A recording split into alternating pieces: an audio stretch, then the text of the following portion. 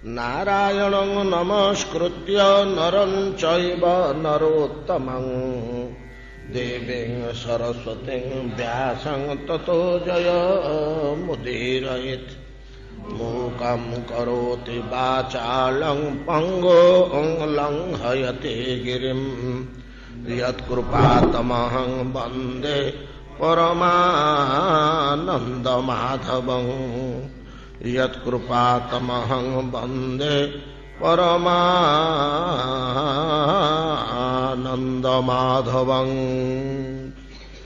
शनैः शनैर्जहुः पङ्कं स्थलान्यामं च विरुधः यथाहं ममतां धीरा शरीरादिष्वनात्वसु।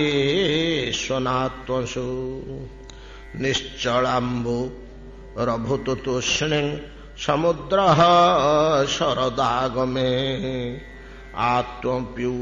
आत्मन्युपरते सम्यक् मुनेर्व्युपरतागमः। केदारेभ्यः स्त्वापो गृह्णन् कर्षका दृढसेतुभिः यथा प्राणे सर्वत ज्ञानं तन्निरोधेन योगिनः।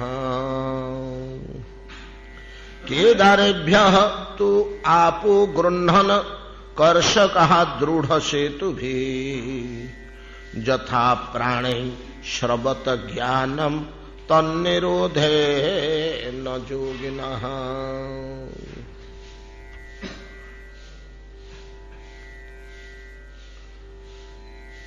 श्रील सुत गोस्वामी कहते श्रवण करंतु मुनिगण। शरत कालर माधुरी भगवत भजन माधुरी सह साम्य प्रदान पूर्वक प्रवीण कवि ब्रह्मवेत्ता रसज्ञ पुरुष सुखदेव गोस्वामी वर्णना करुछन्ति शरत कालीन शोभा। शरत कालर समुद्र शांत गंभीर स्तब्ध जेपरी उपरति प्राप्त मुनि वैदिक जाग यज्ञ कर्मकांड वेदाध्ययन इतस्तत दौड़ा दौड़ी निवृत्त हो स्थिर हो बसी जाती। प्राथमिक स्तर रे मुनिगण ऋषिगण वेदर प्रक्रिया दे आगे जाती तो वेद ही ईश्वर प्राप्तिर पथ प्रदर्शक पथ तो प्रदर्शक कौन वेदर जाग यज्ञ भितर माति जाता। वेदर जाग यज्ञ कौन क्रिया विशेष बहुलम क्रिया विशेष बहुलम बहुत नीति बहुत नियम बहुत आचरण बहुत द्रव्य बहुत मंत्र बहुत व्यवस्था नहीं कि यज्ञटे अवश्य आजिकल आम कामचला यज्ञ करदे स्तंडिल उपरी समिध प्रदान पूर्वक एटा नुहे यज्ञ भाया नुहे। स्तंडिल कहले बालुका बेदी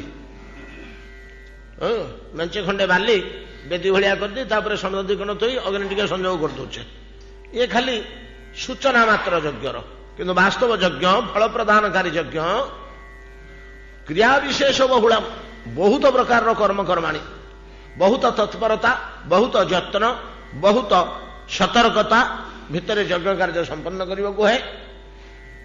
यज्ञ करू करू करू कर्मर प्रचंड प्रभाव रे जिते अंतःकरण निर्मल है भगवत भावर संचार है निर्मल हृदय रे यज्ञादि वैदिक कर्म करू करू अंतःकरण निर्मल हो जाए।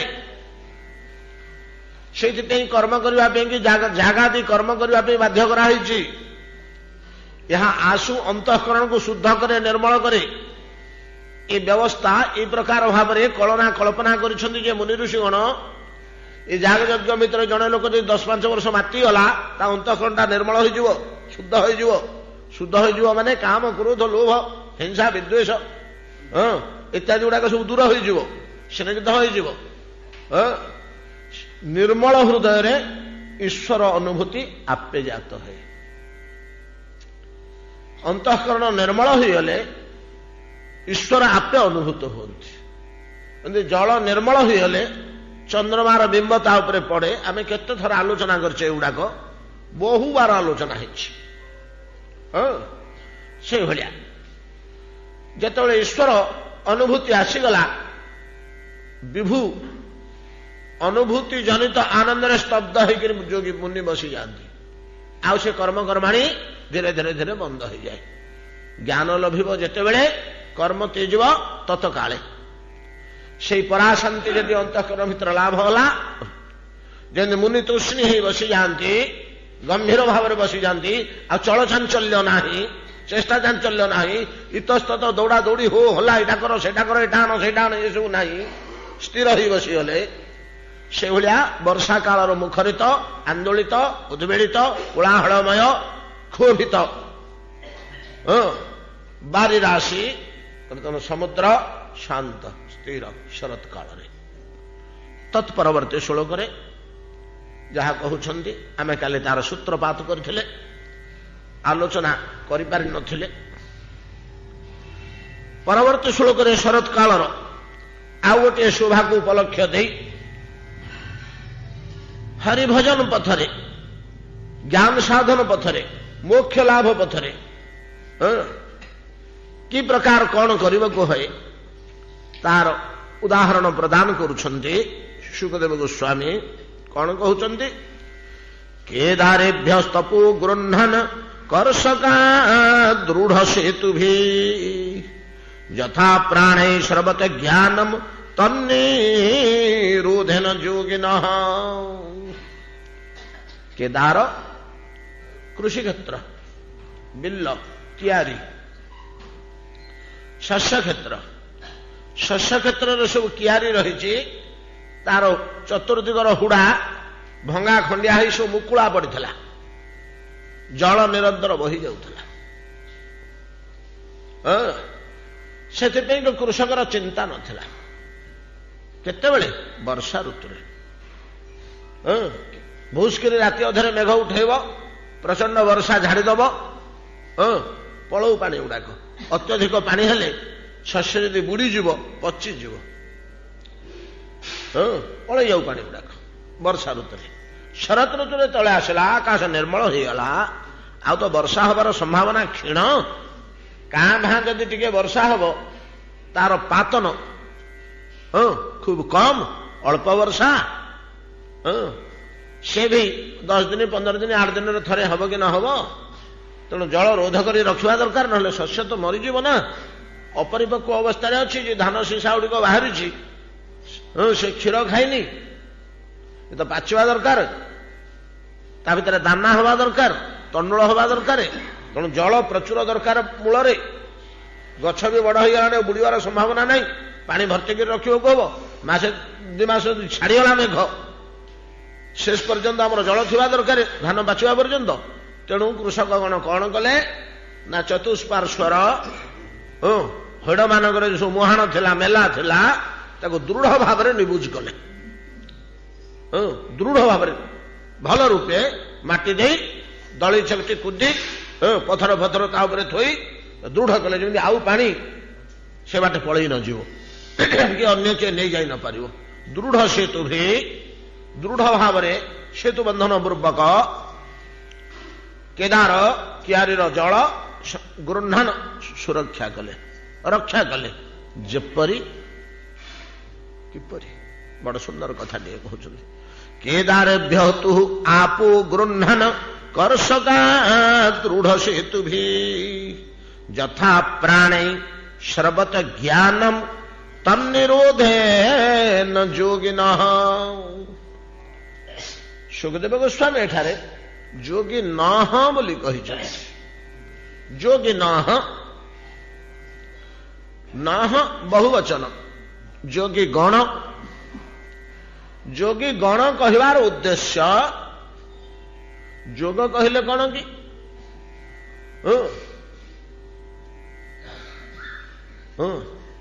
आत्मास्तु आत्मानम परमात्मानम संयोगम जोग उच्यते जीवात्मन परमात्मा सह मिलित हवाकू जोग कहुए।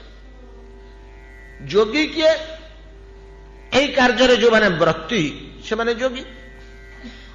जीवात्मा को परमात्मा निकट को नवाई मनुष्य ईश्वर निकट को जावाई कि भागवत पादार बिंदु उपनीत होगापी जो पथ जो चेष्टा जो जत्न जो अग्रगति या जोग कह जाए। से कार्य जो मैंने व्रती से माने जोगी।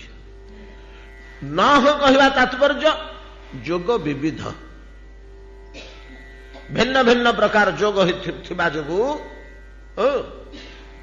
भिन्न भिन्न प्रकार जोग थिबा जोगु जोगी न हो बोली कहा जाए। केते प्रकार जोगी आमे चारि प्रकार जोगी। जोग तो जो जप जोग तप जोग यज्ञ जोग ज्ञान जोग कर्म जोग त्याग जोग निष्काम कर्म जोग संन्यास कर्म जोग नहीं कि है परियो। किंतु एसु भिन्न भिन्न मूल चारटा भितर ही निबंधित। जो मूल चारोटी निबंधित चारोटी जोग प्रक्रिया भगवत प्राप्तिर उपाय स्वरूप से चारोटी हेले कौन कर्मयोग ज्ञान योग राजयोग बा अष्टांग योग आ गोटे भक्ति योग। ये चारोटी हेले मुख्य पथ। अन्य गुड़ाक जो मुख्य नदीर शाखा नदी सेमती अन्य गुड़िक ये चारिटार सहायक। से अलग अलग ईश्वर प्रापक नुहति। यही चारोटी ही ईश्वर प्रापक। पुणी टिके गभीर भाव विचार कले ये तीन टाक ईश्वर प्रापक नुहति। इथु तीनोटी ईश्वर प्रापक। कर्मयोगटी ईश्वर प्रापक नुहे। कर्मयोग ईश्वर मिलती ना कर्मयोग ईश्वर मिलती। आ कर्मयोग कौन हुए ना कर्मयोगटा पूरा शिशु श्रेणी। कर्म आरंभ कले अंतःकरण निर्मल हम तापर किए से भक्ति पथरे गला किए से ज्ञान पथरे गला किए से अष्टांग योग पथरे गला।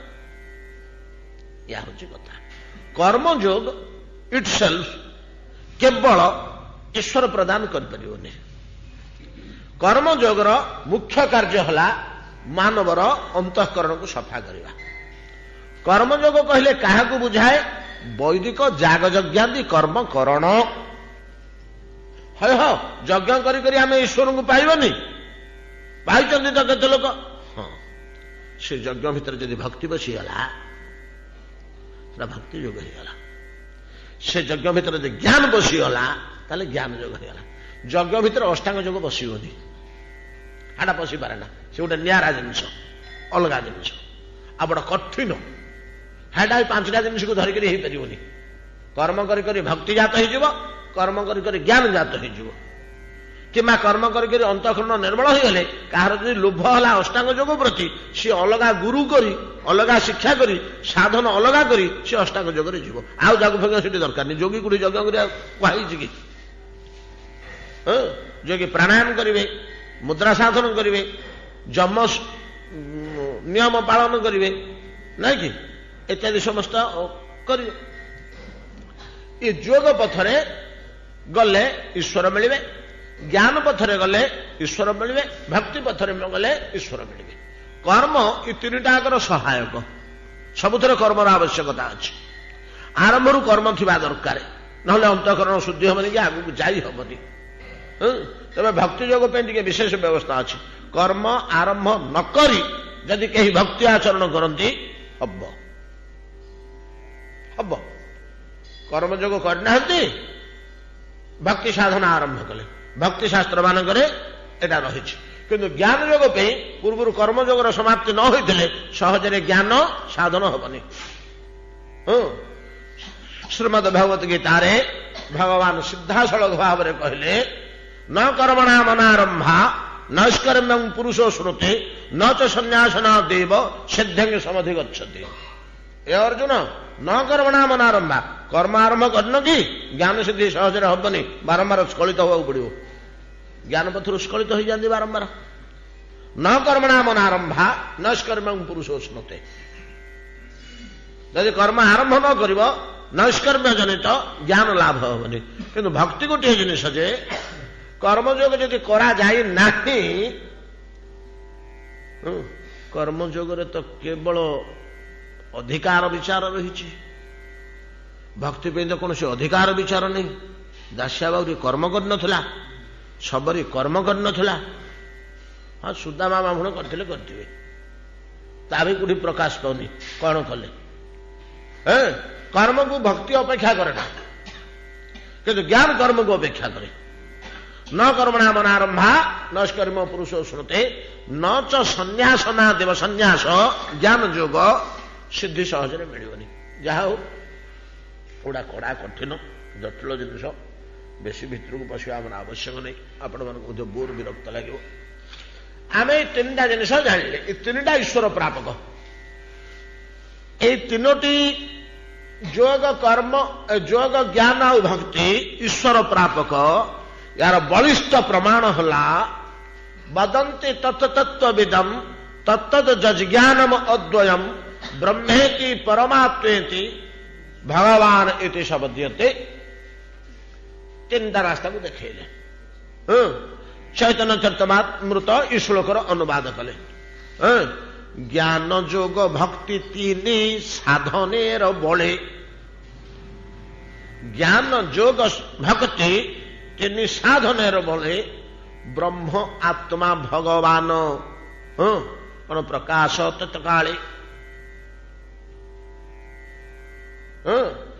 ज्ञान योग सिद्धि तीन साधनेर बले ब्रह्म आत्मा भगवान। ब्रह्मेति परमात्मेति भगवान इति शब्दते। ये तीनोटी ईश्वर प्रापक। कर्म तीनटा कर आवश्यक। वैदिक कर्मकांड को छाड़ दिंतु, अन्य साधारण कर्म सबुथ दरकार। जो कि स्नान करेंगे, आसन करेंगे, वायु चालन करेंगे, एटा कौन कर्म भितर जाऊनी कि? साधारण कर्म भितर तो जाऊँच। भक्तर तो केवल कर्म उपर ही तिष्ठुची से। भक्तिटा केवल कर्म उपर तिष्ठ, खाली भावमय कर्म ही भक्ति। भावमय कर्मटा ही भक्ति। प्रणाम प्रदक्षिण दर्शन ये सब गुड़ाक आरे पे लाइट फाइट कौन अंधार हो गला।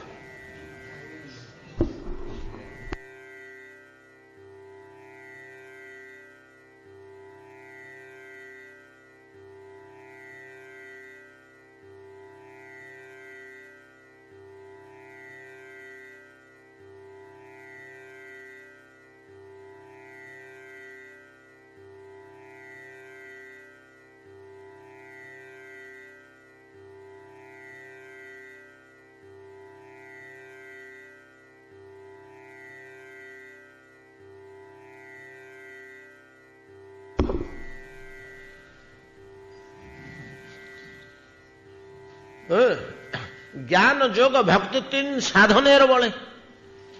जाओ भक्ति कहले केवल कर्ममय, वैदिक कर्म सीना नुह, लौकिक कर्म गुड़ाक। ये लौकिक कर्म गुड़ाक जदि भावयुक्त हो जाए, प्रीति सहकारी करा जाए, ठाकुर को फुलटा दवा कथा दौची। कहीं दौचु ना आज्ञा आमको जमी खंडे मिली जगन्नाथ तरफ प्रतिदिन गोटे माल नहीं दबाक हम। हे गोटे पाला आज्ञा काले जमी खंडे मिलता जो कौन करिया नदेले न चले, जाए कुआड़ कौन करिया फुला गंडे नहीं देखिए थोड़ी दी आसले मनुष्य काम चले। वर्षा पवन शीत रात किए पाला कर सब गोटे गोटे रही तो कौन करिया न कले न चले। किए गंडे मिलूँ कि महाप्रसाद मिलूँ टे मालपुआ खंडे मिलूँ। एमती फुल दिया हूँ फुल गछुटे लगे जत्न करी तन्मय ही तादे पानी देलाठू ये गचर फुल फुटिले प्रथम फुलटी जगन्नाथ मथा पर थोया गोसाई कहि पूजा के एवं टे थोई दियो केते जत्न मोर लगे आसिक चाहिए फुलटी मो हाथ में लगे गछटर फुलटी केमी ठाकुर को देखा जाऊँगी। आज प्रभु मोर केड़े सुंदर दुष्चंदी मो बाड़ी में एतिकी मल्ली फुल फुटीला गुंथिक गोटे मोटा माल कर लगेदेली जाए से जमी जगन्नाथ पकईदे जगन्नाथ चेहरा तो 10 गुण बढ़ीगला। भाव से कर्म फुल दवा कर्म किंतु भावयुक्त कर्म हूँ भक्ति। कर्म सबुथरे अच्छी कहवा तात्पर्य कर्म सबुथरे अच्छी। अच्छा ये जो ज्ञान योग और भक्ति तीन गोटी पथ ये तीन गोटी पथरे आगेला बेले ଜ୍ଞାନ କିନ୍ତୁ ସବୁଥରେ ଆସିବ, ଜ୍ଞାନ ସବୁଥରେ ଆସିବ। ଭକ୍ତର କଣ ଜ୍ଞାନ ହଏ ନାଇଁ କି? ଆସିବ। ମୋକ୍ଷଟା କେମିତି ପାଏ? ଯଦି ଭବତି ମୁକୁନ୍ଦେ ଭକ୍ତିରାନନ୍ଦ ସାନ୍ଦ୍ରା, ଯଦି ଭବତି ମୁକୁନ୍ଦେ ଭକ୍ତିରାନନ୍ଦ ସାନ୍ଦ୍ରା ବିଲୁଢତି ଚରଣାଗ୍ରେ ମୁକ୍ତି ସାମ୍ରାଜ୍ୟ ଯୋଗ ଲକ୍ଷ୍ମୀ। ମୁକ୍ତି କୋଉଠୁ ଆସିଲା? ଜ୍ଞାନ ନଥିଲେ। ଭକ୍ତର ପାଦ ତଳେ ମୁକ୍ତି ଆସିକିରି ଛିଡା ହୁଏ, କାଳ ଛିଡା ହୁଏ। ମୁକ୍ତି କିଏ? କାଳ ଆସିକିରି ଛିଡା ହୁଏ। ଭୁଲି ଯାଉଛନ୍ତି କି ଧ୍ରୁବ ଚରିତ? ଯେତେବେଳେ ଧ୍ରୁବ ବୈକୁଣ୍ଠକୁ ଯିବା ପାଇଁ ରଥ ଆସି ପହଞ୍ଚିଲା, ତାଙ୍କର ଅନ୍ତିମ ସମୟରେ ସେ ତ ଭଗବାନଙ୍କ ସାଥିରେ ଗଲେନି, ସତ୍ସଙ୍ଗକୁ ପଳେଇଲେ ନାଇଁ କି? ସତ୍ସଙ୍ଗକୁ ପଳେଇଲେ। ଭଗବାନଙ୍କ ଦ୍ୱାରା ପ୍ରଦତ୍ତ 36,000 ବର୍ଷ କାଳ ରାଜସିଂହାସନ ଭୋଗ କଲେ। ତାପରେ ଆଉ କେତେ କେତେ ଘଟଣା ଘଟିଲା। ଯେତେବେଳେ ତାଙ୍କର ଯିବା ସମୟ ହେଲା, ଆସି ବୈକୁଣ୍ଠରୁ ରଥ ପହଞ୍ଚିଲା। ଧ୍ରୁବ ତମେ ସ୍ୱଶରୀରରେ ରଥରେ ଯିବ। ଧ୍ରୁବ ପିଲା ଲୋକ, ରଥଟା ଉଚ୍ଚା ବୈକୁଣ୍ଠର, କେମିତି ଚଢିବ? ତାପରେ ଏତିକି ଉଚ୍ଚା ହେଇଯାଉଛି, କେମିତି କଣ କରିବା? କାଳ ଆସିକିରି ମୁଣ୍ଡ ନେଲେ, ଆଜ୍ଞା ମୋ ପିଠିରେ ପାଦ ଦେଇକିରି ଚଢି ଯାଆନ୍ତୁ ଉପରକୁ, ମୁଁ ପାଉଛ ଭଳିଆ। କାଳକୁ ଜୟ କରିଥିଲେ ଭକ୍ତି ବଳରେ ବୋଲି ଏଇଟା ହଉଛି ତାର ଉପଲକ୍ଷଣ କାହାଣୀ, କଥା, କଳ୍ପନା। କାଳ ଆସିକିରି ଛିଡା ହେଲା, କହିଲା ମୋର ମସ୍ତକରେ ମୁଣ୍ଡ ଦେଇକିରି ଚଢି ଯାଆନ୍ତୁ ଉପରକୁ। କାଳକୁ ଭକ୍ତି ବଳରେ ଜୟ କରି ହଉଛି। ଯାହା ହଉ, ଏ ଯୋଉ ଭକ୍ତି, ୟାକୁ ଆଚରଣ କଲେ ଭକ୍ତର ଯେ ଜ୍ଞାନ ନଥାଏ ସେ କଥା ନୁହେଁ। ଜ୍ଞାନ ବାଦ ଭକ୍ତି ଥାଏ, ଜ୍ଞାନ ବାଦ ଭକ୍ତି ଥାଏ। ମୁକ୍ତି କଣ ତା ପାଖରେ ନଥାଏ? ମୁକ୍ତିର ଅଧିକାରୀ ସେ ନୁହଁ, ମୁଖ୍ୟକୁ ଛୁଏଁ ନା।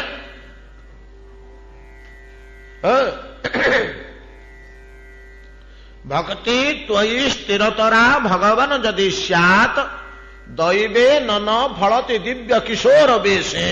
ଭଗବାନଙ୍କର ଦିବ୍ୟ କିଶୋର ବେଶରେ ଯଦି ଭକ୍ତି ଜାତ ହୁଏ, ମୁକ୍ତି ହିଁ ସ୍ୱୟଂ କୃତାଞ୍ଜଳିରେ ବେପସେବତେ ସମାନ। ମୁକ୍ତି ଆସିକିରି ତା ପାଖରେ ଛିଡା ହୁଏ କୃତାଞ୍ଜଳି ବୁଟରେ। ତାହେଲେ ଜ୍ଞାନ ନଥିଲେ ମୁକ୍ତି କେମିତି ଆସିବ? ମୁକ୍ତିର ପ୍ରେରକ ହଉଛି ଜ୍ଞାନ। ତେଣୁ ଜ୍ଞାନ ବି ଆସେ, ଯୋଗରେ ବି ଜ୍ଞାନ ଆସେ, ଜ୍ଞାନରେ ବି ଜ୍ଞାନ ଆସେ, ଭକ୍ତିରେ ବି ଜ୍ଞାନ ଆସେ। କିନ୍ତୁ ଜ୍ଞାନୀ ଜ୍ଞାନକୁ କାରବାର କରେ, ଯୋଗୀ ଜ୍ଞାନକୁ ପାଏ କିନ୍ତୁ କାରବାର କରେ ନା, ଯୋଗ ସିଦ୍ଧି କି କାରବାର କରେ। ଭକ୍ତ ଭକ୍ତି କି କାରବାର କରେ, ଜ୍ଞାନ ଥାଏ କିନ୍ତୁ ଭକ୍ତି କି କାରବାର କରେ।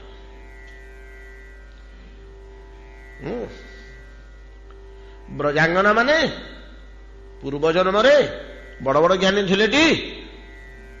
ତାଙ୍କର ସେ ଜ୍ଞାନ କଣ କୁଆଡେ ଲୋପ ହେଇଯାଇଛି କି?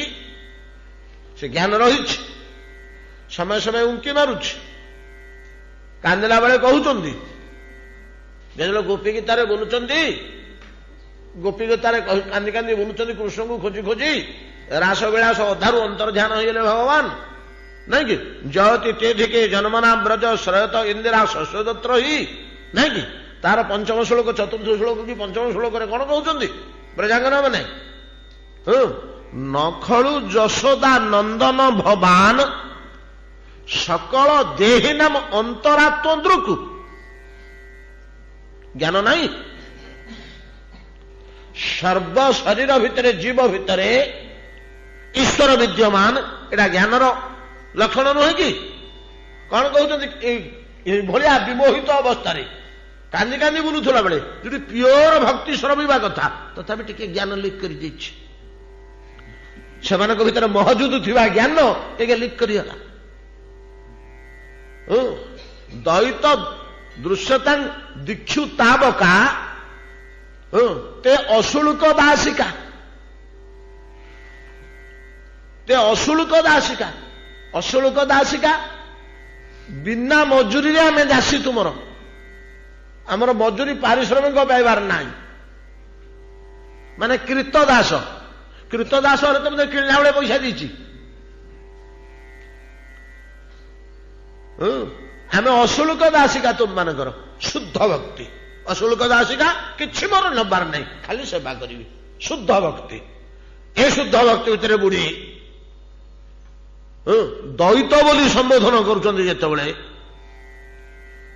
ନାଇଁ କି ଶରଦୁଦାସେ ସାଧୁ ଜାତ ସତ ସରସି ଯୋଦରେ ଶ୍ରୀମୁଷା ଦୃଶା ସୁରତ ନାଥ ତେ ଅଶୁଳ୍କ ଦାସିକା। କଣ ବୋଲି ସମ୍ବୋଧନ କରୁଛନ୍ତି? ସୁରତ ନାଥ। ଏ ଶବ୍ଦ ଗୁଡା ବ୍ୟାଖ୍ୟା କରିବାକୁ ହବନି, ପ୍ରାକୃତ ଆଡକୁ ଆମେ ପଳେଇ ଆସିବା। ସୁରତ ନାଥ ତେ ଅଶୁଳ୍କ ଦାସିକା। ଏତାଦୃଶ ଭକ୍ତି ରେ ଉଦ୍ଗିରଣ ହଉଥିଲେ ମଧ୍ୟ ଯେତେବେଳେ ଏ ପ୍ରକାର ଭକ୍ତି ଉଦ୍ଗିରଣ ହଉଛି ବ୍ରଜାଙ୍ଗନା ମାନଙ୍କର, ସେଇ ଭକ୍ତି ସ୍ୱରତ ସହ ଟିକିଏ ଜ୍ଞାନ ମିଶିକିରି ଆସି ବାହାରି ପଡୁଛି। କାହିଁକିନା ପ୍ରଚୁର ଜ୍ଞାନ ତ ଭିତରେ ମହଜୁଦ ଅଛି ନା। କଣ କହିଲେ? ନ ଖଳୁ ଯଶୋଦା ନନ୍ଦନ ଭବାନ। ଭବାନ ଆପଣ କେବଳ ଯଶୋଦାର ପୁଅ କି? ଆପଣ କେବଳ ଯଶୋଦାର ପୁଅ ନୁହନ୍ତି। ନ ଖଳୁ ଯଶୋଦା ନନ୍ଦନ ଭବାନ ସକଳ ଦେହି ନାମ, ଯାହାର ଦେହ ଅଛି, ପୋକ ମାଛିଠୁ ଆରମ୍ଭ କରି କୀଟ ପତଙ୍ଗଠୁ ମନୁଷ୍ୟ ଦେବତା ପର୍ଯ୍ୟନ୍ତ ଯାହାର ଦେହ ଅଛି, ସକଳ ଦେହି ନାମ ଅନ୍ତରାତ୍ମା ଦୃକ୍ ପରମାତ୍ମା ଅନ୍ତରାତ୍ମା ସମସ୍ତଙ୍କର ହୃଦୟ ଭିତରେ ତୁମେ ଅଛ। ଏଇଟା ଜ୍ଞାନର ଲକ୍ଷଣ, ବୁଝିପାରୁଛନ୍ତି ତ? ଏଇଟା ଭକ୍ତିର ଲକ୍ଷଣ ନୁହଁ। ସକଳ ହୃଦୟରେ ଈଶ୍ୱରଙ୍କୁ ଦର୍ଶନ କରିବା ଜ୍ଞାନର ଲକ୍ଷଣ। ଆଚ୍ଛା, ଭକ୍ତି ଭିତରେ କେମିତି ଜ୍ଞାନ ରହୁଛି? ଆମେ ଏଇ ଶ୍ଳୋକରୁ ଦୂରେଇ ଯିବାଟି ଆଜି ତା ଭିତରୁ ପଶିପାରିବାନି, ଇଆଡେ ପଳେଇ ଆସିଲେ ଯେ ଭକ୍ତ ଯେ ଜ୍ଞାନ ପାଏ ନା, ଏପରି ନୁହେଁ। ଜ୍ଞାନ ତା ପାଖରେ ଥାଏ ଯେ ସେ ତାକୁ କାରବାର କରେ ନା, ସେ ଭକ୍ତିକି ନେଇ କାରବାର କରେ। ଭଗବାନଙ୍କ ସହ ତାର ସମସ୍ତ ସମ୍ବନ୍ଧ, ସମସ୍ତ ଅନୁଭବ, ସମସ୍ତ ଆଦାନ ପ୍ରଦାନ ଭାବଯୁକ୍ତ ଭକ୍ତି ସହକାରେ। କିନ୍ତୁ ଜ୍ଞାନ ଥାଏ ନା, ଏପରି କୁହାଯିବନି। ସେ ପରା ଉପରସ୍ତରକୁ ଗଲାଣି। ଯୋଉ ପିଲାଟି କଲେଜରେ ଯାଇ ପାଠ ପଢିଲାଣି, ନାଇଁ କି ଗ୍ରାଜୁଏଟ ହେଲାଣି, ତା ପାଖରେ ମେଟ୍ରିକୁଲେସନ ସାର୍ଟିଫିକେଟ ନାହିଁ, ଅଛି, କିନ୍ତୁ ସେଟା ବ୍ୟବହାରକୁ ଆସୁନି। କାହିଁ ବ୍ୟବହାରକୁ ଆସିବ? ଏ ତ ଗ୍ରାଜୁଏଟ ହେଲାଣି। ସେପରି ଜ୍ଞାନ ଥାଏ। ଦେଖନ୍ତୁ ଜ୍ଞାନ କେମିତି ରହେ? ଚରମ ସ୍ଥାନରେ ଭକ୍ତିର ଚରମ ପରାକାଷ୍ଠା ତନ୍ମୟତା। ତନ୍ମୟତା, ତନ୍ମୟ, ବିଶ୍ୱ ବ୍ରହ୍ମାଣ୍ଡ ତନ୍ମୟ, ନାଇଁ କି? ଚରମ ପରାକାଷ୍ଠା ତନ୍ମୟତା। ଏ ତନ୍ମୟତା ଆଉ ଟିକେ ଗ୍ରାଭିଟି ଘନୀଭୂତ ହେଇଗଲେ, ଆଉ ଟିକେ ଗ୍ରାଭିଟି ଯୁକ୍ତ ହେଇଗଲେ, ଆଉ ଟିକେ ସାନ୍ଦ୍ର ହେଇଗଲେ, ତାକୁ ଦାର୍ଶନିକ ଭାଷାରେ କହନ୍ତି ତାଦାତ୍ମ୍ୟ ବୋଲି ଗୋଟେ ଶବ୍ଦ ଅଛି। ତାଦାତ୍ମ୍ୟ। ଗୋପୀମାନେ କେତେବେଳେ ତାଦାତ୍ମ୍ୟ ପ୍ରାପ୍ତ ହୋଇଥିଲେ ଜାଣିଛନ୍ତି ନା? ଯେତେବେଳେ ଏଇ ଗୋପୀ ଗୀତାର ଶେଷରେ ଖୋଜି ଖୋଜି କୋଉଠି ପାଇଲେନି, ପରସ୍ପର ଭିତରେ କଥା ହେଲେ, ହଇଲ କୃଷ୍ଣଙ୍କୁ ହରେଇ ଦେଇଥିବା କୃଷ୍ଣଙ୍କୁ ଫେରି ପାଇବାର ଉପାୟ କଣ? ଭୁଲି ଯାଇଥିବା ଭଗବାନଙ୍କୁ ପୁନର୍ବାର ସ୍ମରଣ କରିବାର ଉପାୟ କଣ? ସେଗୁଡା ତ ପୂର୍ବଜନ୍ମରେ ମହାମୁନି ଗୁଡାକ। ତାଙ୍କୁ କଣ ଆଉ ଶାସ୍ତ୍ର ସାଧନା ସିଦ୍ଧାନ୍ତ ଅଜ୍ଞାନ ଅଛି, ଅଜ୍ଞାତ ଅଛି କି? କଣ ନା କୃଷ୍ଣ କଥା ଆଳାପ, ନାଇଁ କି? ଏଇଟା ନିର୍ଣ୍ଣୟ କଲେ କୃଷ୍ଣ କଥା ଆଳାପ। ଆମେ ଯଦି ବସିକରି ଭଗବାନଙ୍କ ସମ୍ବନ୍ଧରେ ଖାଲି କଥାବାର୍ତ୍ତା ହବା, ଆମେ ହଜି ଯାଇଥିବା କୃଷ୍ଣଙ୍କୁ, ଅର୍ଥାତ୍ ବିସ୍ମରିତ ହୋଇଥିବା କୃଷ୍ଣଙ୍କୁ ପୁନର୍ବାର ଆମ ସ୍ମରଣକୁ ସେ ଫେରି ଆସିବେ। ଏଇଟା ହଉଛି ସବୁଠୁ ସହଜ ଉପାୟ। ଏଇଟା ହଉଛି ସବୁଠୁ ସହଜ ଉପାୟ। କୃଷ୍ଣ କଥାଳାପ, ପୁନଃ କୃଷ୍ଣ ପ୍ରାପ୍ତିର ହରେଇଥିବା କୃଷ୍ଣଙ୍କୁ ଫେରି ପାଇବାର ସର୍ବୋଚ୍ଚ ସହଜ ଶୀଘ୍ର ଆଶୁ ପ୍ରାପ୍ତିର ଉପାୟ ବୋଲି ଡାକାଡାକି ହେଇକି ପଳେଇଲେ ଯମୁନା କୂଳକୁ। ଅରଣ୍ୟ ଭିତରୁ ବାହାରିକିରି ଯମୁନା କୂଳକୁ ପଳେଇଲେ। ସୁନ୍ଦର ଜ୍ୟୋତ୍ସ୍ନା ତ ଢାଳି ହେଇଥିଲା ନା। ଏ ନିଶିଥିରେ ଚନ୍ଦ୍ର ତ ଅସ୍ତ ହେଇପାରିବନି ନା, ମୁଣ୍ଡ ଉପରେ ରହିବ। ଭଗବାନଙ୍କ ରାସକ୍ରୀଡ଼ା ଚାଲିଛି, ସେଟା ଯୋଉ ତିଥି ହଉଛି ହଉ ନା ନାଇଁ, ସେଟା ଯୋଉ ତିଥି ହଉ, ଏସବୁ ଆମର ଆଲୋଚନା ହେଇଛି ପୂର୍ବରୁ। ଯୋଉ ତିଥି ହେଲେ ମଧ୍ୟ ଚନ୍ଦ୍ରମା ପୂର୍ଣ୍ଣ ଚନ୍ଦ୍ର 16 କଳା ଉଦୟ ହବ କୃଷ୍ଣଙ୍କ ସେବା ନିମନ୍ତେ। ଜ୍ୟୋତ୍ସ୍ନା ଢାଳି ଦେଇଛି, ଯମୁନାର ସୁନ୍ଦର ବାଲୁକା ରାଶି, ସୁଲୁ ସୁଲୁ କୋମଳ ପବନ ବହୁଛି, ସମସ୍ତେ ତ ସ୍ନିଗ୍ଧ ଆଉ ସମସ୍ତେ ରସମୟ ଆଉ। ସେଇଠି ବସି କୃଷ୍ଣ କଥା ଆଳାପ କଲେ। କୃଷ୍ଣ କଥା ଆଳାପ କରୁ କରୁ ଅଳ୍ପ ସମୟ ଭିତରେ ତନ୍ମୟତା, ତାପରେ ପରେ ତାଦାତ୍ମ୍ୟ। ତାଦାତ୍ମ୍ୟ ଭାବ ଆସିଲା ପରେ ଭଗବାନ ଆସି କୃଷ୍ଣ ପହଞ୍ଚିଲେ ନିଜେ। ନାଇଁ କି? ଏଇ ଗୋଟିଏ ଜାଗାରେ ତାଦାତ୍ମ୍ୟ ଭାବ ଆସିଥିଲା। ମଝିରେ ମଝିରେ ବାହାର ପରେ ମୁଁ କୃଷ୍ଣ ଲୋ ଦେଖ ବକାସୁରକୁ ମୁଁ ଚିରୁଛି ପରା ବୋଲି ଉତ୍ତରୀୟକୁ ଦି ଫାଳ କରି ଫୋପାଡ଼ି ଦଉଛି। ଦେହରେ ପକେଇଥିବା ଉତ୍ତରୀୟକୁ ଦି ଫାଳକୁ ମୁଁ ବକାସୁରକୁ ଚିରୁଛି। ଏଇ ଯୋଉ ତାଦାତ୍ମ୍ୟ ଭାବଟା ଏଟା ଜ୍ଞାନର ଲିକେଜ, ଭିତରେ ଥିବା ଜ୍ଞାନର ଲିକେଜ। ଜ୍ଞାନରେ କଣ କୁହାଯାଉଛି? ଅହଂ ବ୍ରହ୍ମାସ୍ମି ନା ନାଇଁ? ଜ୍ଞାନର ସିଦ୍ଧାନ୍ତ ହେଲା ଅହଂ ବ୍ରହ୍ମାସ୍ମି, ଭକ୍ତର ସିଦ୍ଧାନ୍ତ ହେଲା କୃଷ୍ଣ ଦାସୋହମ୍ ଓ ଗୋପୀ ଭର୍ତୁ ପଦ କମଳ ଓ ଦାସ ଦାସାନୁଦାସ। ଜ୍ଞାନର ସିଦ୍ଧାନ୍ତ ହେଲା ସ ନିତ୍ୟ ଉପଲବ୍ଧି ସ୍ୱରୂପ ଅହମ୍ ଆତ୍ମା, ନାଇଁ କି? ଏ ଜ୍ଞାନ ସିଦ୍ଧାନ୍ତ ବାହାରି ଆସୁଛି। ମୁଁ କୃଷ୍ଣ, ତମେ କାହାକୁ ଖୋଜୁଛ? ଦେଖେ ମୁଁ ବକାସୁରକୁ ଚିରୁଛି। ଲିକେଜ। ଆଉ ଗୋଟିଏ ଅବସ୍ଥା ମଧ୍ୟ ଏପରିକି ସାକ୍ଷାତ ରାଧାରାଣୀଙ୍କର ମଧ୍ୟ ଜ୍ଞାନର ଲିକେଜ ଅଛି ଭକ୍ତି ସହ, ଯୋଉଟା ଆପଣମାନେ ଭଲ ରୂପେ ଜାଣିଛନ୍ତି। ରାଧାରାଣୀଙ୍କର 6ଟା ନାଁ ନାଇଁ କି 8ଟା ନାଁ? ଦେବୀ କୃଷ୍ଣମୟୀ ପ୍ରୋକ୍ତା ରାଧିକା ପରଦେବତା, ସର୍ବଲକ୍ଷ୍ମୀମୟୀ ସର୍ବଶକ୍ତି ସମ୍ମୋହିନୀ ପରା। ଦେବୀ ଗୋଟିଏ ନାଁ ହଉଛି ତାଙ୍କର ଦେବୀ। ଦେବୀ ଶବ୍ଦରେ କେବଳ ରାଧାଙ୍କୁ ବୁଝାଏ। ଦେବୀ କୃଷ୍ଣମୟୀ ପ୍ରୋକ୍ତା ରାଧିକା ପରଦେବତା ସର୍ବଲକ୍ଷ୍ମୀମୟୀ ସର୍ବଶକ୍ତି ସମ୍ମୋହିନୀ ପରା। ଏ 8ଟା ନାଁ ହଉଛି ରାଧାଙ୍କର। ତାକୁ ନାରଦ ଦଉଛନ୍ତି କୋଉଥରେ? ପାଞ୍ଚରାତ୍ରରେ। এই যে 8টি না তা ভিতরে যে কৃষ্ণময়ী দেবী কৃষ্ণময়ী, কৃষ্ণময়ী শব্দর তাৎপর্য কণ নির্ণয় কলে শাস্ত্র মানে? আরে কৃষ্ণময়ী বলি কাহু কহিব, দেবী বলি কাহু কহিব? দেবী শব্দে দ্যোতমানা পরমা দৈবতী, স্বয়ং দ্যোতমানা। যা হোক সেটা ভিতরে আমি পশিবা নেইলে। কৃষ্ণময়ী শব্দর ব্যাখ্যারে কণ কহিলে চৈতন্য চরিতামৃত? কৃষ্ণময়ী কৃষ্ণ যার বাহিরে ভিতরে যাহা যাহা নেত্র পড়ে তাহা কৃষ্ণ স্ফুরে। এত যাহা যাহা নেত্র পড়ে তাহা কৃষ্ণ স্ফুরে, এটা জ্ঞান সিদ্ধান্ত নুহ?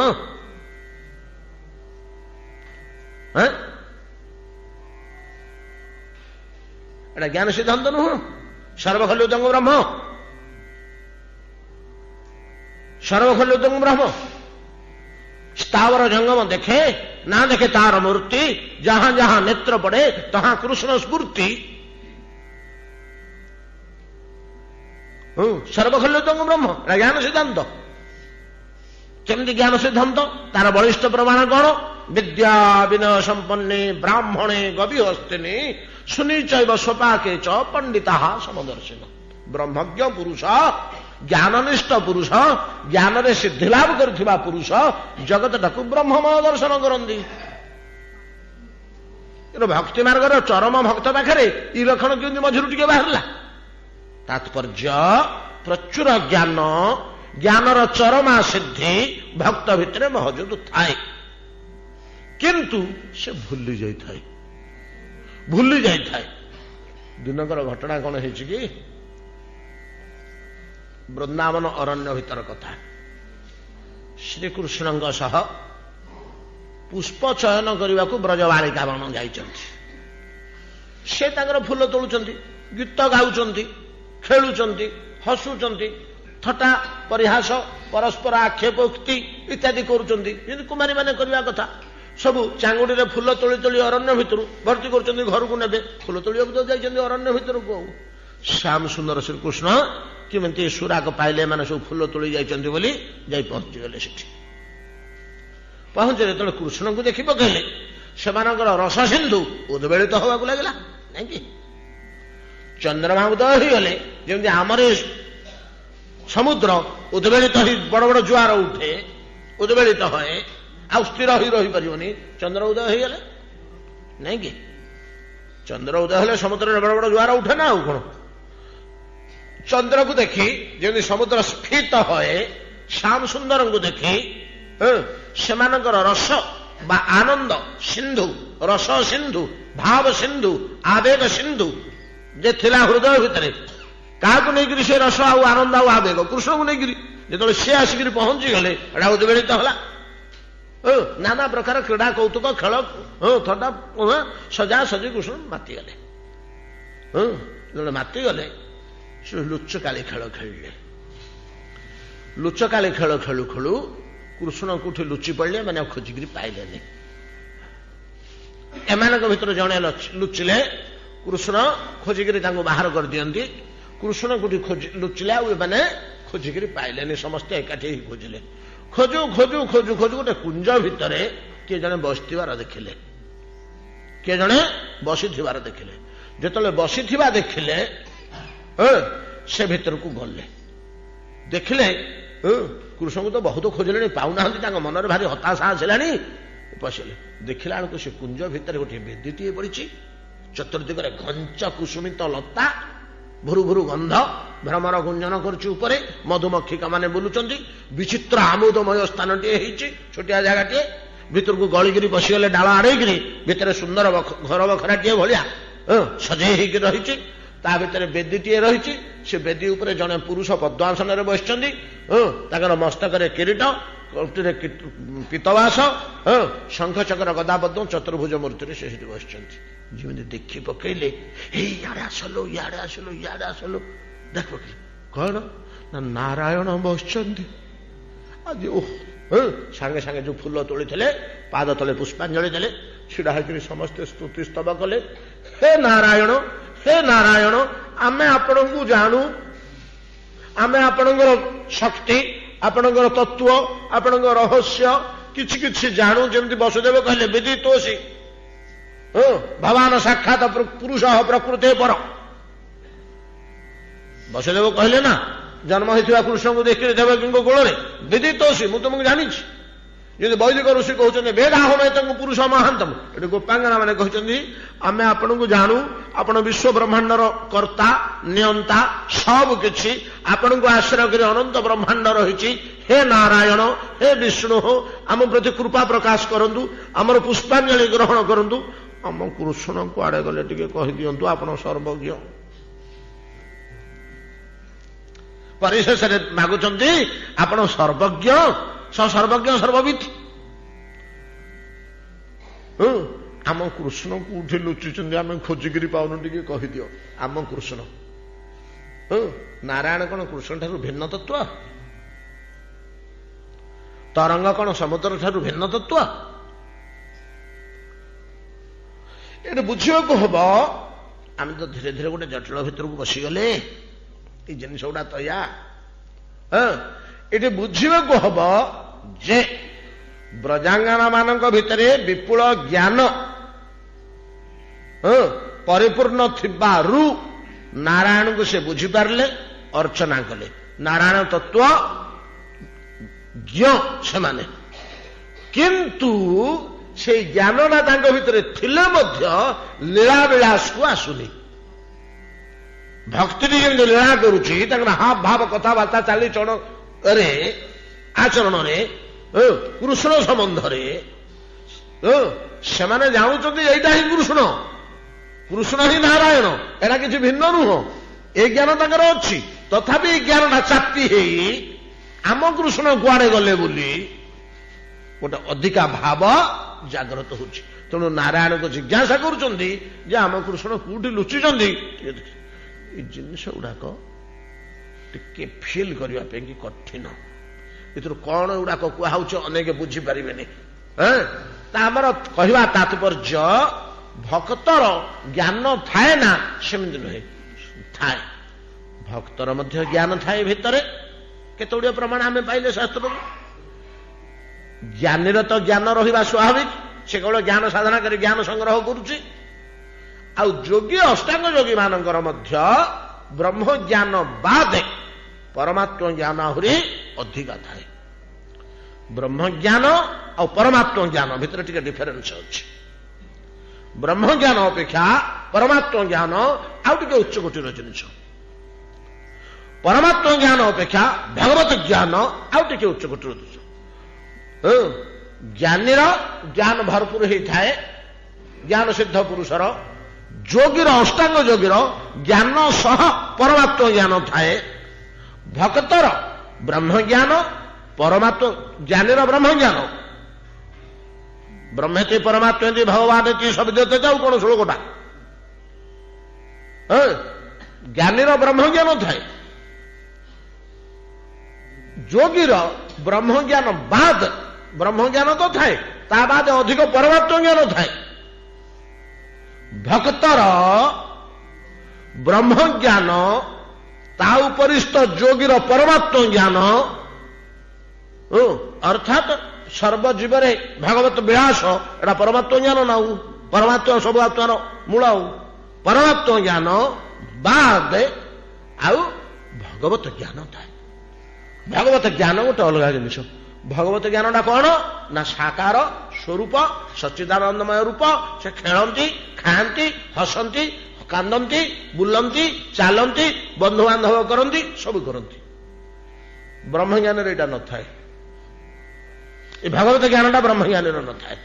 ଯାହା ହଉ, ଅତଏବ ଏଇଥିରୁ ଆମେ ଅନୁଭବ କଲେ କି ଜ୍ଞାନୀ, କି ଯୋଗୀ, କି ଭକ୍ତ, ଏ ସମସ୍ତଙ୍କ ଭିତରେ ଜ୍ଞାନ ରହେ। କିନ୍ତୁ ଆଉ ଗୋଟିଏ କଥା କହିବାକୁ ଗଲେ, ଏଇଟା ଯଦିଓ ସମସ୍ତେ ରାଜି ହେବେନି, ଆପତ୍ତି କରିବେ, ତଥାପି ଏଇଟା ନିରାଟ ସତ କଥା ଯେ ଜ୍ଞାନଟା ହିଁ ଭକ୍ତର ହଉ କି ଯୋଗୀର ହଉ, ବ୍ରହ୍ମଜ୍ଞାନଟା ହିଁ ସ୍କେଲିଟନ, ଅସ୍ଥି। ଅସ୍ତିତ୍ୱ ବ୍ରହ୍ମଜ୍ଞାନଟା ହିଁ ଭିତରେ ଅସ୍ଥିବତ ଦୃଢ। ଯୋଗୀର ପରମାତ୍ମ ଜ୍ଞାନ ଏ ଅସ୍ଥି ଉପରେ ମାଂସମୟ ରୂପ, ଯେ ଆଉ ଟିକେ ସୁନ୍ଦର କରି ତୋଳୁଛି, କଙ୍କାଳଟା ଭୟଙ୍କର ହନ୍ତା, ଆଉ ଟିକେ ସୁନ୍ଦର ହେଇଗଲା। ଭକ୍ତର ଭକ୍ତି ଭଗବତ ଜ୍ଞାନ ସେ ମାଂସ ଉପରେ ସୁନ୍ଦର ସୁବର୍ଣ୍ଣ ରଙ୍ଗର ଚମଡ଼ା, ଆଉ କଣ ମ ଝଲଝଲ କରୁଛି ଆଉ ନାହିଁ, ଏ କଥା କହିବାକୁ ହବନି। ହେଲେ ତିନି ଜଣ ଆଗରେ ତଳେ ଜ୍ଞାନ ଅଛି, ଏ ଜ୍ଞାନଟାର ଗୋଟେ ଦୋଷ ଅଛି। ହେଲେ କଣ ଦୋଷଟା ଅଛି ନା, ଏ ଯୋଉ ଜ୍ଞାନ, ଏ ଜ୍ଞାନ ଇନ୍ଦ୍ରିୟ ମାର୍ଗରେ ନିର୍ଗତ ହେଇଯାଏ। ଇନ୍ଦ୍ରିୟ ମାର୍ଗରେ ନିର୍ଗତ ହେଇଯାଏ। ହଁ, କୋଉ ଇନ୍ଦ୍ରିୟରେ? ପଞ୍ଚ ଜ୍ଞାନେନ୍ଦ୍ରିୟ, ସେଥିପାଇଁ ତାଙ୍କ ନାଁ ଜ୍ଞାନେନ୍ଦ୍ରିୟ। ପଞ୍ଚ ଜ୍ଞାନେନ୍ଦ୍ରିୟ ଆଖି, କାନ, ନାକ, ଜିହ୍ୱା ଓ ତ୍ୱକ, ଏ ପଞ୍ଚ ଜ୍ଞାନେନ୍ଦ୍ରିୟ ନିର୍ଗତ ହେଇଯାଏ। ନିର୍ଗତ ହେଇଯିବା ଫଳରେ ଏ ଜ୍ଞାନକୁ ରୋକିକିରି ରଖିବା ପାଇଁ ତିନି ପ୍ରକାରର ଯୋଗୀ ନ ହଉ ବୋଲି କହିଦେଲେ ବୋଲି ଆମକୁ ଏତେ ବାଟ ଘାଣ୍ଟି ହେବାକୁ ପଡ଼ିଲା। ଖାଲି ଯୋଗୀ ବୋଲି କହିଥିଲେ ଆମେ ପଳେଇଥାନ୍ତେ, କେବଳ ଜ୍ଞାନ ଯୋଗ ଆଲୋଚନା କରିକିରି। ଯୋଗୀ ନହ ତ୍ରିବିଧ ଯୋଗୀ, ଭକ୍ତ ଯୋଗୀ, ରାଜଯୋଗୀ ଓ ଜ୍ଞାନ ଯୋଗୀ, ତିନି ଇନ୍ଦ୍ରିୟ ଦ୍ୱାରା ନିର୍ଗତ ହୋଇଯାଉଥିବା ଜ୍ଞାନକୁ ରୋଧ କରିବା ନିମନ୍ତେ ଶାସ୍ତ୍ରରେ ସାଧନ ଭିତରେ ପ୍ରତ୍ୟାହାର ବ୍ୟବସ୍ଥା ଅଛି। ପ୍ରତ୍ୟାହାର ବ୍ୟବସ୍ଥା ରଖାଯାଇଛି। ଏ ପ୍ରତ୍ୟାହାର ବ୍ୟବସ୍ଥାଟା ସ୍ପଷ୍ଟ ଅଛି କୋଉଥିରେ? ଅଷ୍ଟାଙ୍ଗ ଯୋଗରେ। ଅଷ୍ଟାଙ୍ଗ ଯୋଗ 8ଟା କଣ କି? 8ଟାର ପ୍ରତ୍ୟାହାରଟା 8ଟା ଅଙ୍ଗରୁ ଗୋଟେ ଅଙ୍ଗ। ଯମ, ନିୟମ, ଆସନ, ପ୍ରାଣାୟାମ। ପ୍ରତ୍ୟାହାର, ଧ୍ୟାନ, ଧାରଣା, ସମାଧି। କେହି କେହି କହନ୍ତି, କୌଣସି ଯୋଗୀ କହନ୍ତି ପ୍ରତ୍ୟାହାର, ଧାରଣା, ଧ୍ୟାନ, ସମାଧି। ଧାରଣା ଧ୍ୟାନଟା କିଏ ସେ ଉପର ତଳ ହବାର ବିଭିନ୍ନ ଶାସ୍ତ୍ରରେ ଦେଖାଯାଉଛି। କିଏ କହନ୍ତି ଆଗ ଧ୍ୟାନ ତାପରେ ଧାରଣା, କିଏ କହନ୍ତି ଆଗ ଧାରଣା ତାପରେ ଧ୍ୟାନ। ହଉ, ସେ ଯାହା ହଉ, ଆମେ ତ ଯୋଗ ସାଧୁ ନେଇ କି ଯୋଗ ସାଧିବା ତ କଳିକାଳରେ ସମ୍ଭବ ନୁହେଁ କାହା ପାଇଁ। କେତେଥର ଆମେ ଆଲୋଚନା କରିନେ କି ଯୋଗ କଳିକାଳରେ କିଦୃଶ, ଯୋଉମାନେ ଯୋଗ ସାଧନ କରନ୍ତି। କୋଣାର୍କ ମନ୍ଦିର ଛିଡା ହେଇଛି ସମୁଦ୍ର ବେଳାଭୂମିରେ, ଲାଙ୍ଗୁଳା ନରସିଂହଦେବଙ୍କ ନା କିଏ କଥା ମରକତ କେଶରୀ ନାଇଁ, ପଥର ବନ୍ଧ ମରକତ କେଶରୀ, ଲାଙ୍ଗୁଳା ନରସିଂହଦେବଙ୍କ ଦ୍ୱାରା ନିର୍ମିତ ବିଶ୍ୱର ସର୍ବଶ୍ରେଷ୍ଠ ଆଶ୍ଚର୍ଯ୍ୟ କଳା ଭାସ୍କର୍ଯ୍ୟ ମନ୍ଦିର ଥୁଆ ଅଛି। ଆପଣ ଦର୍ଶନ କରିବାକୁ ଯିବେ, ଆସିଲା ବେଳକୁ ବସ୍ ପାଖରେ ଜଣେ ଗୋଟେ ପସରା ଧରି ପହଞ୍ଚିବ, ଆଜ୍ଞା 2 ଟଙ୍କା ଗୋଟେ ନେଇଥାନ୍ତୁ କୋଣାର୍କ ମନ୍ଦିର। 2 ଟଙ୍କା ଦେଇକରି ଆପଣ କୋଣାର୍କ ମନ୍ଦିରଟିଏ ନେଲେ, ଗାଁ ଗଲେ ଦେଖେଇବେ କୋଣାର୍କ ମନ୍ଦିରଟା ଦେଖିବାକୁ ଏଇଭଳିଆ ରେ ଖଡି ପଥରରେ କଟା ହେଇକରି କୋରା ହେଇକରି ତିଆରି ହେଇଛି କୋଣାର୍କ ମନ୍ଦିରଟିଏ। 2 ଟଙ୍କା ଦେଇକରି କିଣିଲେ, କି ନହେଲେ ଭଲ କାରୁକାର୍ଯ୍ୟ ହୋଇଥିଲେ 10 ଟଙ୍କା କି 25 ଟଙ୍କା ଦେଇ କିଣିଲେ। ମୂଳ ମନ୍ଦିର ଆଉ 2 ଟଙ୍କିଆ ମନ୍ଦିର ଭିତରେ ଯେଉଁ ତଫାତ୍ ଯୋଗ ଓ ବର୍ତ୍ତମାନ ସାଧନ କରୁଥିବା ଯୋଗ ଭିତରେ ସେଇ ତଫାତ୍। ଯୋଗ ସତ୍ୟ ଯୋଗ ବାଦ ଅନ୍ୟ ସମୟରେ ହେଇପାରିବନି, ସମ୍ଭବ ନୁହେଁ। ଯାହା ହଉ ଯୋଉଟାକୁ ପ୍ରକୃତ ଯୋଗ, କିନ୍ତୁ ଯୋଗ ନାମରେ ଆମେ ଅନ୍ୟାନ୍ୟ କେତେକ ଆଂଶିକ ପ୍ରାଣାୟାମ ଟିକେ, ଆସନ ଟିକେ, ସାଙ୍ଗେ ସାଙ୍ଗେ ସିଦ୍ଧି ମିଳେ ତ ଯୋଗରୁ, ସେଡକୁ ଲୋଭ ବେଶୀ। ଆମ ଭାରତୀୟଙ୍କ ଅପେକ୍ଷା ଆଜିକାଲି ଯୋଗରେ ବେଶୀ ମାତି ଯାଇଛନ୍ତି ବିଦେଶୀ ମାନେ। କାହିଁକିନା ଯୋଗ ଏମିତି ଗୋଟେ ଜିନିଷ ଯେ ଆରମ୍ଭ କରୁ କରୁ କଣ ହେଲେ ଟିକେ ସିଦ୍ଧି ମିଳିବ, ଆରମ୍ଭ କରୁ କରୁ କଣ ହେଲେ ଟିକେ ସିଦ୍ଧି ମିଳିବ। ଅଧଘଣ୍ଟା ବସିକରି ଧ୍ୟାନ କଲେ ତାର ହେଲେ କଣ ହେଲେ ଟିକେ ସିଦ୍ଧି ମିଳିବ। 1 ମାସ ଅଭ୍ୟାସ କରିଦେଲେ ବାକ୍ ସିଦ୍ଧି ହେଇଯିବ, କି 6ଟା ମାସ ଅଭ୍ୟାସ କରିଦେଲେ ଟିକେ ଦୃଢ ଭାବରେ ବାକ୍ ସିଦ୍ଧି ହେଇଯିବ। ଯାହା ହଉ ଏ ଯୋଗ ଯୋଉ 8ଟା ସ୍ତର, 8ଟା ସ୍ତର ଭିତରୁ ଯମ ନିୟମ ଆସନ ପ୍ରାଣାୟାମ ଏଇ 4ଟା ଯୋଗର ଅନ୍ତର୍ଗତ ନୁହଁ, ଏଗୁଡାକ ଯୋଗର ପ୍ରିପାରେଟୋରୀ ଷ୍ଟେଜ, ପ୍ରସ୍ତୁତି। ତେଣୁ ୟାକୁ କ୍ରିୟା ଯୋଗ କୁହାଯାଏ। ଯମ ନିୟମ ଆସନ ପ୍ରାଣାୟାମ ଏଟା ଯୋଗ ନୁହଁ, ବାସ୍ତବ ଯୋଗ ନୁହଁ, ଯୋଗର ପୂର୍ବ ପ୍ରସ୍ତୁତି। ଏଟା ପ୍ରସ୍ତୁତି ଅବସ୍ଥାଟା। ପ୍ରାଣାୟାମ ହେଇଗଲା ପରେ ପ୍ରତ୍ୟାହାରଠୁ ପ୍ରକୃତ ଯୋଗ ଆରମ୍ଭ ହେଲା।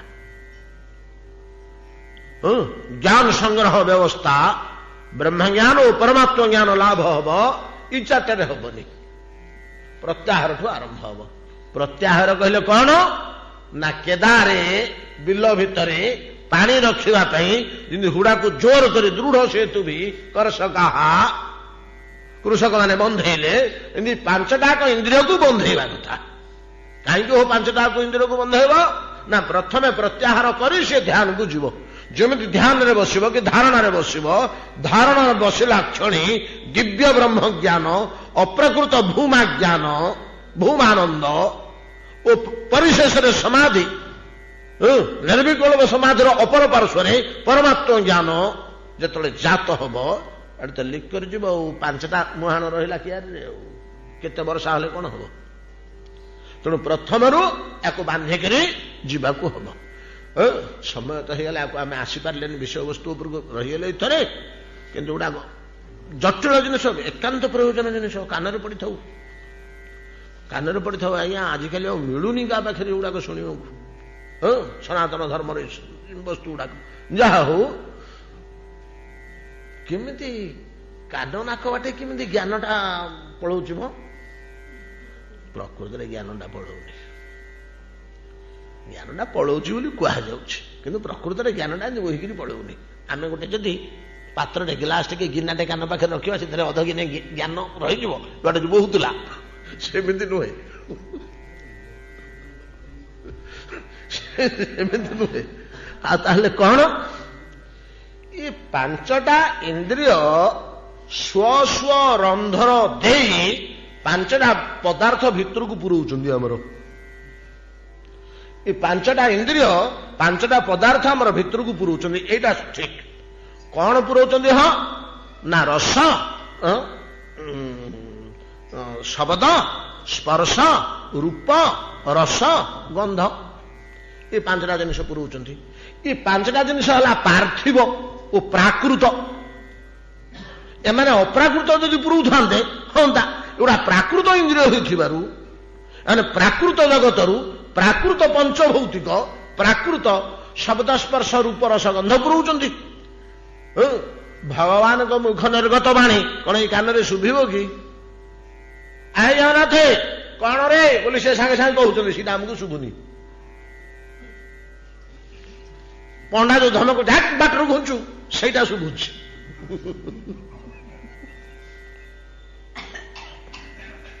କିନ୍ତୁ ଜଗନ୍ନାଥ କହିଲେ କଣ ରେ କାହିଁ ହଲା କରୁଛୁ, ସେଇଟା ଶୁଭୁନି। ଜଗନ୍ନାଥରେ ପିଳାଇ ଦଉଛନ୍ତି, ପିଳାଇ ଦଉଛନ୍ତି। ଆମେ ଯଦି ଠିକ ଡାକିଦବା ବିକଳରେ ପିଳାଇ ଦେବେନି, ଦଉଛନ୍ତି। ସେଇଟା ଆମକୁ ଶୁଭୁନି। କାହିଁକି ଶୁଭୁନି ए कानर से शक्ति नहीं। ये कानर शक्ति केवल प्राकृत जागतिक भौतिक पंचभौतिक शब्द को से पुरेब भितर को सेटा भितर को जाकर से कानर जो आघात हम से भितर से केमती कौन तार रास्ता अच्छी से मस्तिष्क को पलैब मस्तिष्क बुझीज जे मत से हाँ कला नहीं कला नहीं बुझी जाऊे शब्द एमतीका पांचटा शब्द स्पर्श रूप रसगंध ये जो पांचटा भितर को पशुची ये पांचटा कहूँ प्राकृत। ये प्राकृत वस्तुटा कौन करे मेघ जमी सूर्य को ढांकी दिए ये पांचटा जिनिष ज्ञान को ढांकी दिए। बुझीपारे ना ये पांचटा जिनिष ढांकी दिए सेटा को स्रविजा बोली कहते से क्या पानीटा तो बही चली जाऊँगी ज्ञान बहीगला बोली कहते ना तो ज्ञान दुसुनी कौन है हो ना प्राकृत पंचभौतिक शब्द स्पर्श रूप रसगंध दिव्य ज्ञान को अप्राकृत ज्ञान को ढांकी देला। अप्राकृत ज्ञान को कौन ज्ञान ढांकी दिए हाँ ढांके केमिति धूमेना द्रियते बन्धे यथादर्श मणेन च जथोल्यनावृतो गर्भ तथा तेने दम आवृतम आवृतम ज्ञानम एतेन ज्ञानेनो नित्य वैरिणा काम रूपेण कौंते दुष्परेणा नलेन च ये काम कहले वासना कामना वासना उत्पन्न जो पंचमहाभूत और शब्द स्पर्श रूप रसगंध भितर पशुची ये कौन करुच्ची ढांकी दूची बोली केतक शास्त्र कहते। अच्छा आम गोटे कथा कहवा ये एगुड़ा पशिक जब ज्ञान को पी दौथे जदि इमती अर्थ आम करवा ये ज्ञान को पान कर दौरान सुखई दौरान खरा पशिक पानी की सुखई दूची अग्नि जब जल को सुखई दूची प्रकृत में ये पशिले ज्ञान को सुखई दौरान ना ज्ञान तो अनुभव है से शोषी हो कि ढांकी हो आमर तो अनुभव है कौन बुझेगा कि नहीं। तेणु ए पंच ज्ञानेन्द्रिय को जो प्रत्याहार रोध करने कथा कहा रोध एटा को कौन करने को हम ना प्रत्याहार शब्दर अर्थ फेरई दबा नहीं कि प्रत्याहार शब्दर अर्थ फेरई दबा आहार प्रत्याहार तो अष्टांग योगर प्रत्याहार रे जोगीटार कारबार कौन कि वायु को लेकर सब कारबार। अच्छा आम शरीर भितर सब कार्य किए संपादन करुच्ची कि वायु वायु संस्कृत पिलाने खेलुले सब सांग मैंने मिसिक पथरटा किए टेकी पार गोटे पिला कहला हाँ मुझे टेकीदेवी टेक समस्ते चारिपटे देखिले सी अधा टेकी अधा पर्यंत एमती थटा कर ताली मारे जे फैंक हसीदेला वायुटा पलैला खसी पड़ा पथरटा हाथ वायुटा रोध होगा पर्यंत पथर टेकुला। आम भी गोटे कठिन काम कला बेलू निश्वास बंधिक करुचे निश्वास जदि पलैज आम सब टेकी पारानी कठिन काम कर वायुर बल थिला पर्यंत आम काम करुवा जो सौ पवन आसला आउ वायु रोकी पारे पलाऊँ ना कबाटे से सब काम बंद दौड़ा दौड़ी जहाँ कि बंद रे वायु स्थिर होपर मुझे करी ना नहीं।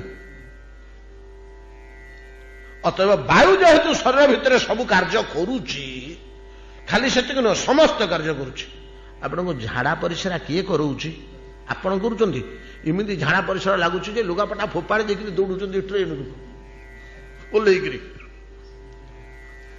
आम करुचे अपान वायु किए हसौची किए कंदौची नहीं कि ये वायु जो नाक बाट देकर जाऊँगी ये प्रथम 5 हो प्राण अपान समान उदान व्यान से पुणी आउ थे 10 हो जाऊँगी 10 भाग हो 10 भाग होकर कौन दान देवदत्त समुल्लास कुकर धनंजय एमती सब तार ना अच्छी पुणी 14 भाग हो जाऊँगी 5 तापर 10 तापर 14 भाग हो सारा पर एटा शिव स्वरोदय पाइबे या स्वर शास्त्र कहती वायुर जो व्यवस्था ताना हूँ स्वर शास्त्र वायुर जो शरीर भितर चालना तापर विभिन्न ଭାଗରେ ଶତ ଶତ ସହସ୍ର ଭାଗରେ ବିଭକ୍ତ ହୋଇ କୋଉ ବାୟୁଟା କଣ କାମ କରୁଛି ଏ ଆଙ୍ଗୁଠିଟିକି ଠିଆ କରିବା ପାଇଁ କି ବାୟୁର ଆବଶ୍ୟକତା ଅଛି ନାଇଁ କି ଠିଆ ହୋଇଥିବା ଆଙ୍ଗୁଠିଟିକି ବଙ୍କେଇବା ପାଇଁ ବାୟୁର ଆବଶ୍ୟକତା ଅଛି ଯଦି ବାୟୁ ମୋଟେ ନଥିବ ତାହେଲେ ଆଙ୍ଗୁଠିଟା ଠିଆ ହେବନି ନା ବଙ୍କେଇ ହେବନି ହେଲେ ବାୟୁ ଯେତେବେଳେ ଶରୀର ଭିତରେ ସମସ୍ତ କାର୍ଯ୍ୟ କରୁଛି କୋଉ ବାୟୁ ଅନ୍ନ ପାଚନ କରାଉଛି ନାଇଁ କି ପ୍ରାଣାପାନନ ସମାଭୂତ ପଚାମ୍ୟନମ ଚତୁର୍ବିଧମ ସବୁ କାର୍ଯ୍ୟ ବାୟୁ କରୁଛି ସବୁ ପ୍ରାଣବାୟୁ ହୃତ୍ପିଣ୍ଡକୁ ଜଳାଉଛି ହୃତ୍ପିଣ୍ଡକୁ ଧପ ଧପ କରାଉଛି ହେଲେ ବାୟୁ ଯେତେବେଳେ ସମସ୍ତ କାର୍ଯ୍ୟ କରୁଛି ଏ ଯୋଗୀମାନେ କଣ କଲେ ଇନ୍ଦ୍ରିୟ ମାନଙ୍କୁ ରୋଧ କରିବା ନିମନ୍ତେ ସେମାନେ ତ ବାୟୁକୁ ସେଠି ଠେସିକିରି ରଖିଲେ ତାଙ୍କର ସେ ବ୍ୟବସ୍ଥା ଅଛି ଏ ପାଞ୍ଚ ଇନ୍ଦ୍ରିୟ ପାଖରେ ଠେସିକିରି ରଖିଲେ କଣ ହେଲା ନା ଯୋଉ ବାହାରୁ ଧ୍ୱନିଟା ଆସୁଥିଲା ସେଟା କାନରେ ବାଜିଲା ଆଉ ଭିତରକୁ ତ ଗଲାନି ଆଉ ଏଠି ଢୋଲ ବାଡଉଥିଲେ ମଧ୍ୟ ଏ କାନ ପରଦାରେ ସିନା ବାଜୁଛି ସେ ଲୋକକୁ ଶୁଭୁନି ଆଉ କାରଣ ତାର ମସ୍ତିଷ୍କ ପାଖକୁ ଗଲେ ତ ଶୁଭିବ କାନଠୁ ମସ୍ତିଷ୍କ ପର୍ଯ୍ୟନ୍ତ କାନ ବନ୍ଦ ପଳେଇ ଆସିଲା କାନରେ ବାଡେଇ ହେଇକି ରହିଗଲା ସେମିତି ଗୋଟେ କିଛି ଦୃଶ୍ୟ ପଳେଇ ଆସିଲା ରୂପ ସାଙ୍ଗେ ସାଙ୍ଗେ ସେ ପ୍ରତ୍ୟାହାର କରିଦେଲେ ଚକ୍ଷୁକୁ ଏଡ଼େ ଆଖିକିରି ଚାହିଁଦେଲେ ମଧ୍ୟ ଅନ୍ଧକାର ସାମନାଟା କିଛି ଦୁଶୁନି ପ୍ରତ୍ୟାହାରରେ ଚର୍ମରେ ପ୍ରତ୍ୟାହାର କଲେ ଚର୍ମଟାକୁ ପ୍ରତ୍ୟାହାର କରିଦେଲେ କିନ୍ତୁ ନିଆଁ ଚେଙ୍ଗିଲେ ମଧ୍ୟ ତାକୁ ଜଣା ପଡୁନି ଏଟାକୁ ପ୍ରତ୍ୟାହାର କହନ୍ତି ଏଇଟା ହଉଛି କେବଳ ଅଷ୍ଟାଙ୍ଗ ଯୋଗୀଙ୍କର ପ୍ରତ୍ୟାହାର ଅଷ୍ଟାଙ୍ଗ ଯୋଗୀଗଣ ସେମାନେ ବାୟୁର ସାଧନ କରୁଥିବାରୁ ତାଙ୍କୁ ଏଇଟା ସୁବିଧା ହଉଛି ସେମାନେ ଅତି ସହଜରେ ପ୍ରତ୍ୟାହାରଟା କରିଦେଉଛନ୍ତି ଯୋଗୀଗଣ ଯେତେ ସହଜରେ ଇନ୍ଦ୍ରିୟ ପ୍ରତ୍ୟାହାର କରିପାରନ୍ତି ଇନ୍ଦ୍ରିୟକୁ ଆସୁଥିବା ଶବ୍ଦ ସ୍ପର୍ଶ ରୂପ ରସଗନ୍ଧ ଶବ୍ଦ ସ୍ପର୍ଶ ରୂପ ରସଗନ୍ଧ ପାଞ୍ଚଟାକୁ ରୋକିଦେଲେ ତ ଜଗତ ଲୋପ ହେଇଗଲା ଆଉ ଅଛି କି ଜଗତ ଆମେ ନିଦରେ ଶୋଇଲା ବେଳେ ଜଗତ ଅଛି ଆମେ ଘୋର ନିଦ୍ରାରେ ଶୋଇଲା ବେଳେ ଜଗତ ଅଛି କି ଆଉ ଥରେ ନିଦ ଭାଙ୍ଗିଲେ ଯାଇକିରି ଖଟ ସେଜ ନାଇଁ କି ଯେତେବେଳେ ଗାଢ ନିଦ୍ରାରେ ଶୋଇଛେ ସେତେବେଳେ କଣ ଅଛି ମୁଁ ତ ବୋଧ ହିଁ ନାହିଁ ଜଗତ ଅନ୍ତର୍ଧ୍ୟାନ ହେଇଯାଉଛି ସେମିତି ଇନ୍ଦ୍ରିୟ ପାଞ୍ଚଟାକୁ ଯଦି ରୋଧ କରିଦିଏ କଣ ହଉଛି କି ନିଦ୍ରା ବେଳେ ଇନ୍ଦ୍ରିୟ ପାଞ୍ଚଟାର ଫଙ୍କସନିଂ ନାହିଁ ବୋଲି ତ ଜଗତ ନାହିଁ ଅନ୍ତର୍ଧ୍ୟାନ ହେଇଛି ଆଉ ସେମିତି ପ୍ରତ୍ୟାହାର କରୁଥିବା ଯୋଗୀ ଇନ୍ଦ୍ରିୟ ପାଞ୍ଚଟାକୁ ଯେତେବେଳେ ରୋଧ କରିଦେବେ ଏ ଜଗତଟା ଅନ୍ତର୍ହିତ ହେଇଯାଇଛି ତାଙ୍କଠୁ ଯାହା ନିଶ୍ଚିନ୍ତରେ ବସିକରି ବ୍ରହ୍ମଚିନ୍ତନ କଲେ ଆଉ କଣ ପ୍ରାକୃତ ଜଗତ ଅଲଗା ହେଇଗଲା ଅପ୍ରାକୃତ ଜଗତକୁ ଚିନ୍ତା କଲେ ଆଉ ଯେପରି ଯୋଗୀ ମାନଙ୍କର ପ୍ରତ୍ୟାହାର ବ୍ୟବସ୍ଥା ଅଛି ସେମିତି ଜ୍ଞାନୀ ମାନଙ୍କର ପ୍ରତ୍ୟାହାର ବ୍ୟବସ୍ଥା ଅଛି ଭକ୍ତ ମାନଙ୍କର ପ୍ରତ୍ୟାହାର ବ୍ୟବସ୍ଥା ଅଛି ଶାସ୍ତ୍ର ମାନଙ୍କରେ ଜ୍ଞାନୀ ମାନଙ୍କର ପ୍ରତ୍ୟାହାର କିଦୃଶ ଭକ୍ତ ମାନଙ୍କର ପ୍ରତ୍ୟାହାର କିଦୃଶ ଆସନ୍ତା କାଲି ଆଲୋଚନା କରିବା ଆଜି ଏଇଟାକୁ ପ୍ରଥମରୁ ପଶି ଯାଇଥିଲେ ହେଇଥାନ୍ତା କିନ୍ତୁ ୟାଡୁ ବୁଲି ବୁଲିକିରି ଆସିଲେ ଜିନିଷଟା ଯେମିତି ଆମକୁ ସହଜ ବୋଧ ହବ କୁଆଡେ କୁଆଡେ ଦୂଷି ଯାଉଛି ଯାହା ଯାହା କଥା ତ ଭାଗବତ କଥା ଯୁଆଡେ ଯୁଆଡେ ମାରି ପଳଉଛି ଏତିକିରେ ଆଜି ଭାଗବତ ବିଶ୍ରାମ କରନ୍ତୁ 7:30